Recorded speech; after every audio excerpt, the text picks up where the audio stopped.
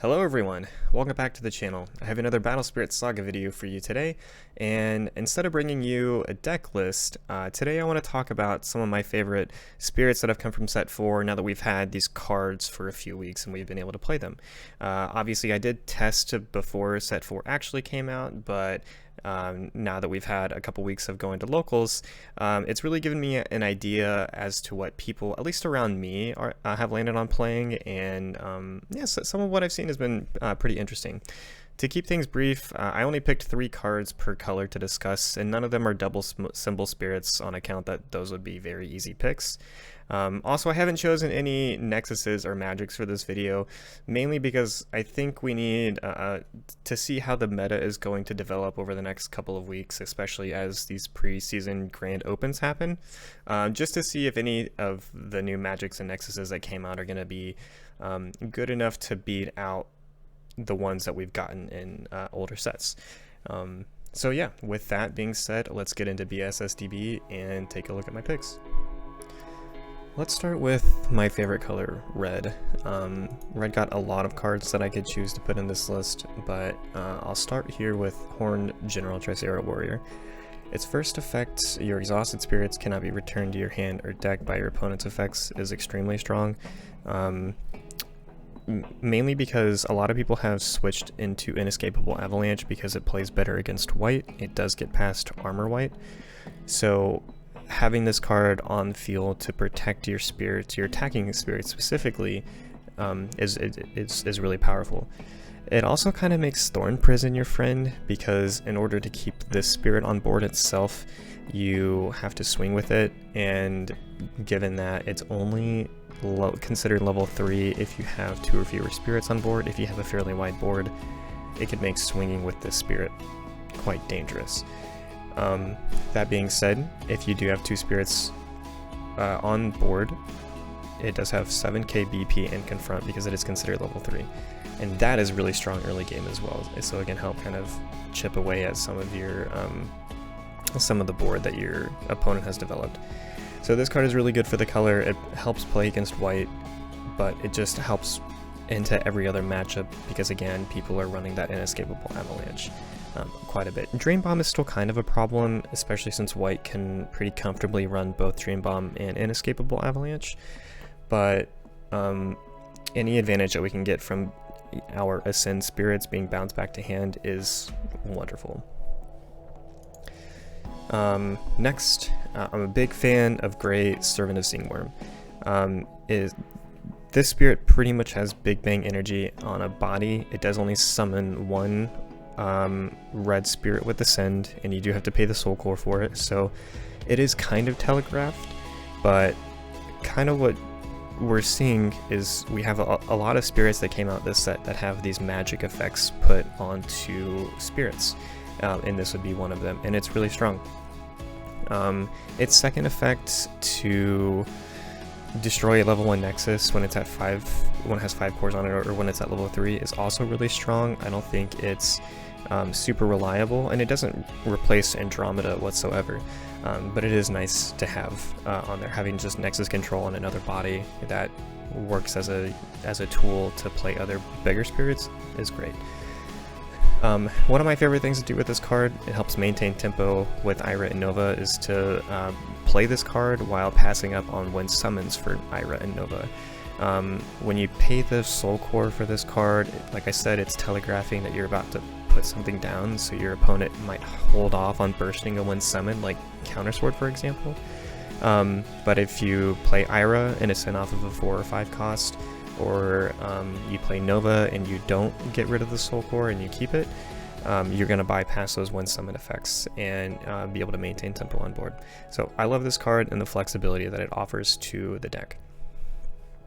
And then lastly, this is a personal favorite of mine. I played it a little bit with some proxies, but Overlord Dragon Vandalizer has just an incredible when summoned effect.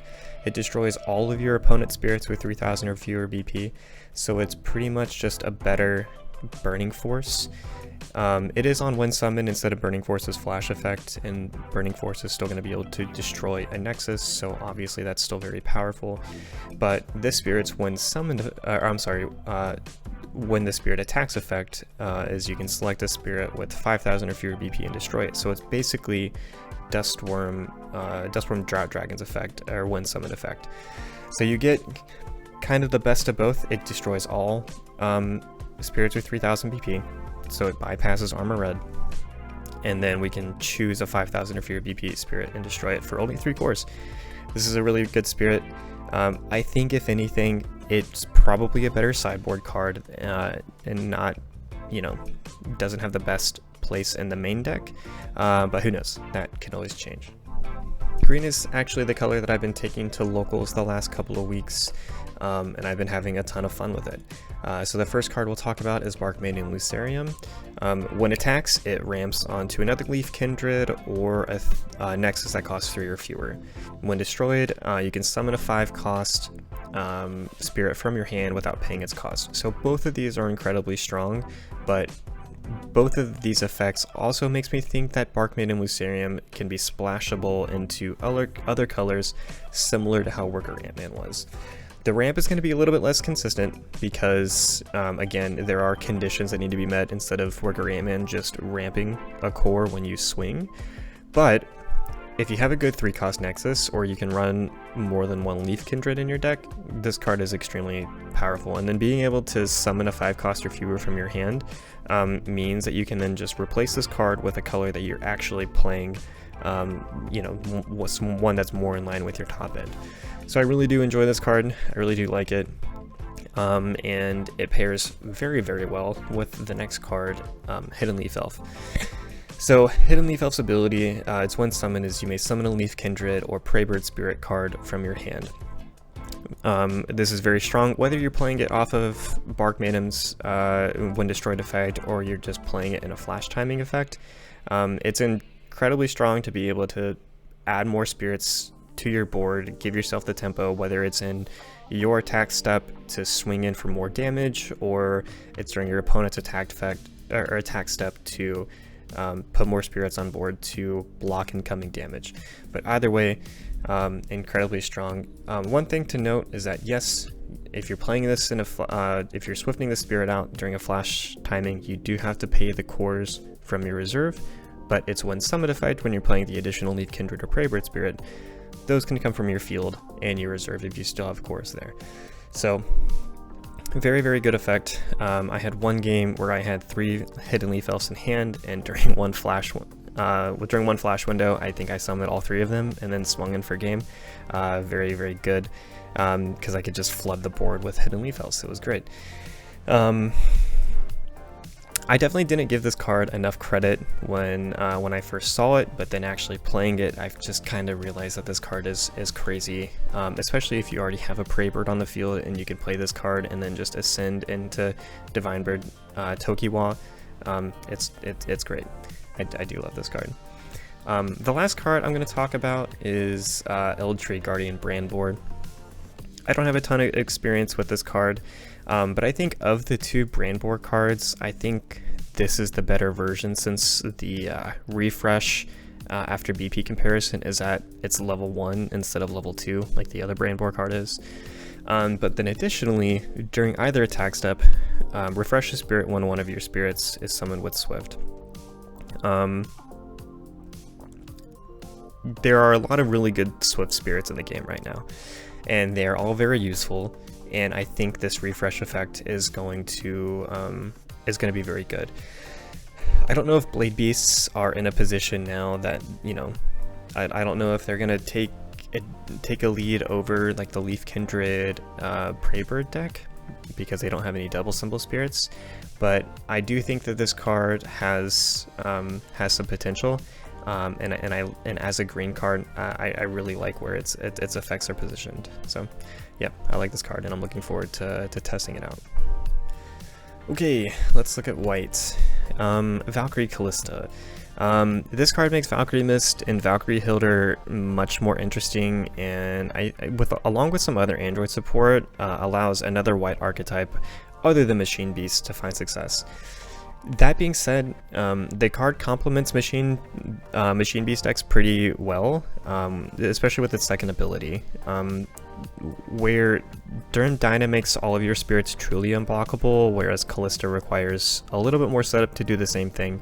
I think the important thing for white is that Callista keeps the Soul Core in play for things like Suppression or Heaven's Piercing Castle if you're playing it. But Callista also allows the unit with the Soul Core on it to swing first, which avoids the opposing player, you know, ice shielding or ending the turn after you can swing in for 2 damage for Tiger. So I think this card's really good. And if it starts replacing Durn Dyna, I would not be surprised. The next card I picked was Probecraft Snapper. So set 4 brought in the new Construct archetype and this card with it, and I mean, this card does a lot. So it gives white a card to be aggressive with while also having an anti-aggro effect to not be left, you know, completely vulnerable. So when your opponent's spirits with that costs 4 if fewer attacks, refresh the spirit. So yeah, very good. And then when destroyed, return this card to your hand. So being able to, you know, instead of put this in the trash, just recur it back to your hand is great because it's a 4-cost spirit with 3 reduction, which means that being able to just keep this card on the field is very affordable. It's definitely deserving of some main deck love, and given the promo construct we also got, I'm pretty excited to see what kind of support constructs are going to get in the future. This is a very good start to this new archetype that we have. I like it. And then the last card I'll talk about is God Mech Gable. If you saw my last video, you know I love tokens, and I think this card fits the mecha build very well. It's the cheapest spirit that spawns a mecha token when destroyed, and then additionally the mecha token that is spawned is not exhausted, so you are able to maintain mechas on the board very well, especially with this card. And then when you consider something like Infinity Mothership, where if you start your turn, its level 2 effect is if you start your turn with a mecha on field, you get to ramp an additional core, is incredibly valuable. This card allows you or helps you maintain the mechas on board. It gives some much needed tempo as well to keep the other things that you really want to keep alive on board. So if you are playing a true mecha board and you're playing something like Tank Moss, for example, right? You want to keep Tank Moss on board, or you want to keep your life at where it was at the start of the turn or above. And so being able to use this as a block, and then again the spirit or the token that it spawns to also block, again to keep your life up to get an additional ramp, again very, very good. All that being said, mechas still are not in a great spot and are probably the weakest token, or the weakest of the token varieties out there. But I love seeing cards like this get printed because, I mean, if tokens ever get the boost that they need, I definitely think that this card specifically would be a 4 of in mega token decks. So yeah, love to see it. So the next 3 colors that I want to talk about, I admittedly have the least experience playing and building, but I think they're still really interesting, and I do want to include them in this video so we can keep the discussion going in the comments down below. So let's pick up with yellow, and let's start with Glider Rider Barask. I think this card is fascinating because for a turn 1 play, you get to neg your opponent the top card of their deck, and you plus yourself a core, or if you discarded a spirit, then you get to draw a card, which no one is going to complain about that. I think this card would be even more broken if it was anything other than a bird folk. Bird folks aren't in a great spot, but I can totally see this getting splashed into other yellow decks because it is a yellow card. It does benefit off of Blessed Cathedral, and no one's going to complain whether they get a core or a card from the top of their deck on turn 1. So I think it's very good. The next one I'll talk about is Galloping Black Knight. Again, this card, kind of keeping with the theme of spell effects or magic effects on bodies is it's pretty much angelic pressure on a body. It's angelic pressure with an asterisk on it, but because proccing the effect takes a bit more work than just actually casting angelic pressure, but still it's very good. I pulled this in a sealed event and played it on my first turn going second, and it almost always destroyed every spirit that my opponent played turn one. Yeah, so maybe this card is only great in sealed, maybe it's a good sideboard card, but after all, it is an Otherlander, which means, it could just sit on board, do its thing, and then it's an ascend target for Genbu, so, you don't have to get rid of your blessed units, which is nice. The last yellow spirit that I'll talk about is Pearl Beast Hundun. This card, probably one of the strongest cards because it has lightning arrow on a body, and again, magic effects on bodies really turn out to be very good. This card beat me in a yellow matchup with my green deck. I had a Cord Up All Rain on my board, and that person swung in and prevented my All Rain from blocking, so I couldn't exhaust other spirits on the board. I had a lot of cores on it and none of my reserve to swift anything out. I didn't have a way to get All Rain off the board, and that person swung in for a lot of damage, and it put me in a really bad spot. And I wasn't able to take this card out either. So yeah, this card is very good. It's a 5 cost 3 reduction spirit, which means that, getting this on board is very easy, and having, a spirit like this is very, very good for, transitioning out of the early game. So big fan of this card, and its When Destroyed effect is also really good, because it's, hopefully, you reveal the top 3 cards of your deck, hopefully find a Fabled Beast there, and with Phantasmal Paradise on board, it's going to allow you to have something in hand to play the next turn, so you can get additional draws, or maybe even get your Genbu out. So yeah, very, very good card for yellow here. Alright, let's talk about purple.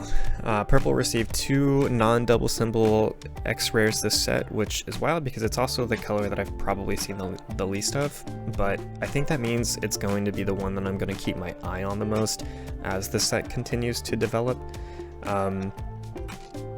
Because it really did receive some cards with some really strong effects. I just think that because purple plays a little bit slower than what the meta is right now, it doesn't really fit, but I do think that it's going to be, it is going to be very interesting. So the first one that I'll talk about is Voidlord Corpse Moor's Demon. Purple likes to mill stuff from their deck and put it into their trash, so then they can play other cards from their trash. What I like about this card is that you get to choose what goes into the trash, and it's a card from your hand, which then allows you to draw a card. So it fixes your hand if you have anything that's too big. It cycles through your deck, and you can play it for very cheap. It's a 4 cost 3 reduction card to help fix your hand a little bit, and it just swings in for curse, so if you're swinging with it, you're probably going to take something with it. Yeah, very good card. I am a big fan. Next is Dark Knight Percival. I think great tempo card for your trash recursion, reanimate decks. You do have to, at max reduction, you do have to pay the 3, and then additionally you have to pay the soul core. So it is a bit expensive, but you do get to summon a spirit that costs 4 or fewer. It is exhausted, but you don't have to pay the cost for whatever you're summoning. So you can bring out Moor's Demon, you can bring out Warden Gargoyle, which gives some core control to your board as well. You're not pulling out Falso or Velium, but it still puts reduction on board, and because it's an exhausted spirit, it's a good target for something like Deadly Balance or Borgia too. So yeah, a very good card. Just being able to put stuff on the board is great. And then we have False Frame Angel Falso. Yeah, this card, I feel like with everything that I can do, this card can't be bad, but maybe it is, and just as an inexperienced purple player, I'm not seeing it correctly, but I really like what this card does. Treat treat this card as though it costs 5 while it's in the trash makes it the perfect reanimate target. It's one summoned effect, so whether it's being summoned from hand or it's being summoned from your trash, you can remove 2 cores from each of your opponent's exhausted spirits.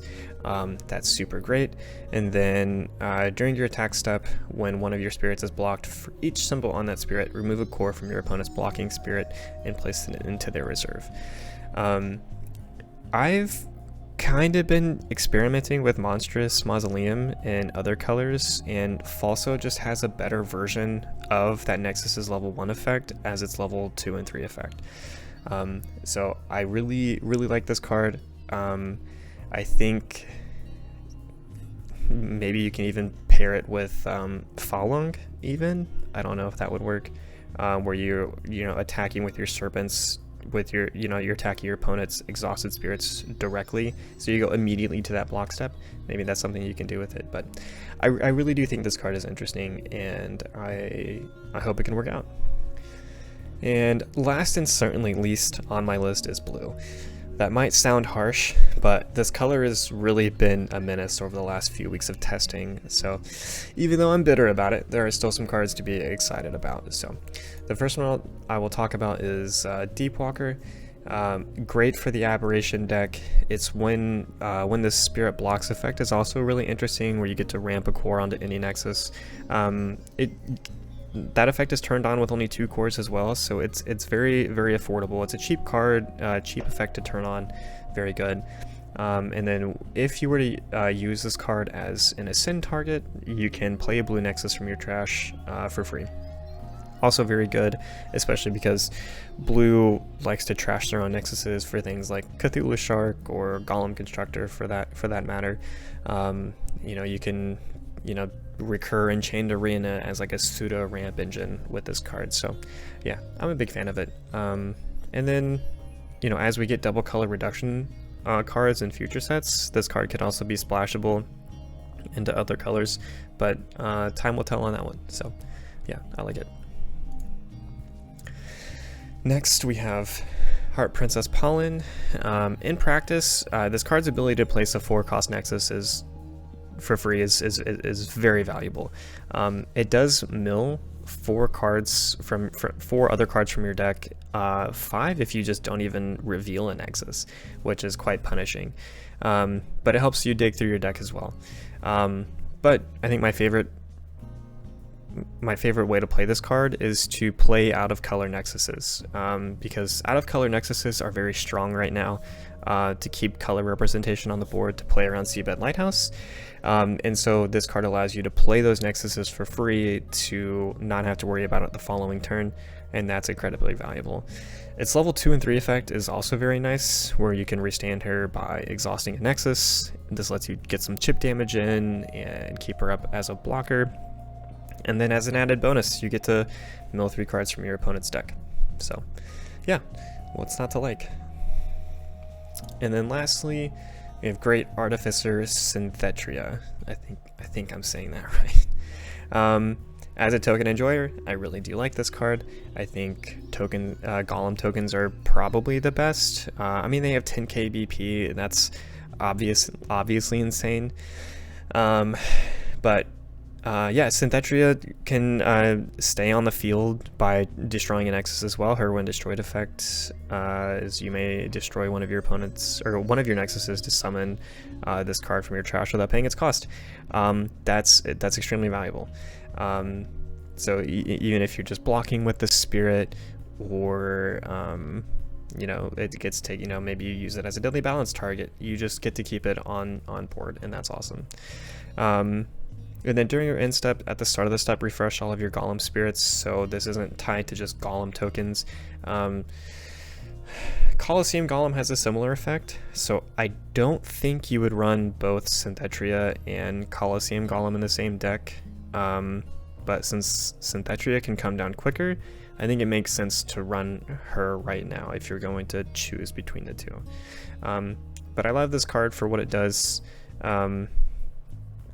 For like the token archetype, the Golem token archetype, and yeah, I haven't spent any time building Golem tokens, but this card definitely makes me interested in doing so. And there we are, some of my favorite spirits from set 4. This has been very exciting to play and test over the last few weeks, but obviously we're only getting started. Preseason Grand Open events are about to take place in a lot of regions, so it's going to be really interesting to see what the results are. Personally, I'm looking forward to seeing what kind of tech people have thought of to kind of help, level out this spike in power creep that double symbol spirits have added to the game. That's going to be really interesting to see. I likely won't be attending a preseason Grand Open myself, but for any of you that are, I wish you the best of luck in going after that massive travel voucher. Let me know down in the comments below what you've been having fun with and what your thoughts on set 4 are so far. And with that, I will leave you there. Thank you so much for coming back to the channel and watching this video. I really do appreciate it, and I look forward to continuing the conversation down below in the comments. But for now, be safe, be happy, and I will see you in the next video. Peace.